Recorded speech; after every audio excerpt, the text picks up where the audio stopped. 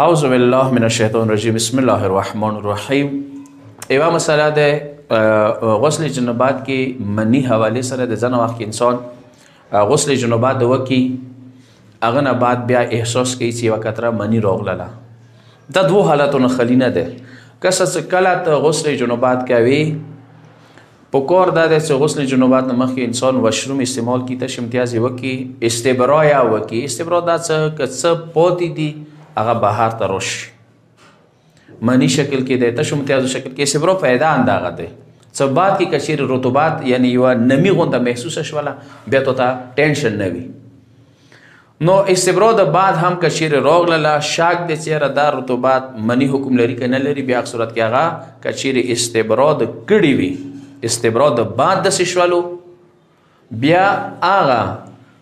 مشکوکه دی یعنی شاک دی څه دا منی دی که نه دی اخ صورت کې مو سره درې حکمونه دي درې شرایط دي د منی والا څه هغه مد نظر وساتوي یو صورت کې خدا دې څه کنفرم دی یقیني دی څه دا منی دی هغه بېله خبره دی یو ورې داسې دی څه کنفرم نه دی یقیني نه دی مشکوکه دی شاک دی څه دا منی دی که نه دی په کور دی څه هغه ته شار دا وي څه هغه پریشر حالات کې وي تو بدن کې کمزوري راولي او شهوات سره وي لذا کچېرې دا نښې کې نشته دي یا مثلا ایوا د دوی نشته دی یا دوی د ایوا نشته دی هغه منی حکم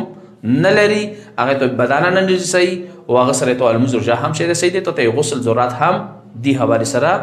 نشته دی مشکوک حالات کې څنګه مشکوک وي ته شاک وي څه دا منی دی کا نه دی د صورت کې بیا چې کې درې نخ کې شار او ته مغدي ضروری دي یو د بدن کې سستی راولي شهوات سره وي او بدن کې کمزوری راولي. واخر دعوانا الحمدلله رب العالمین.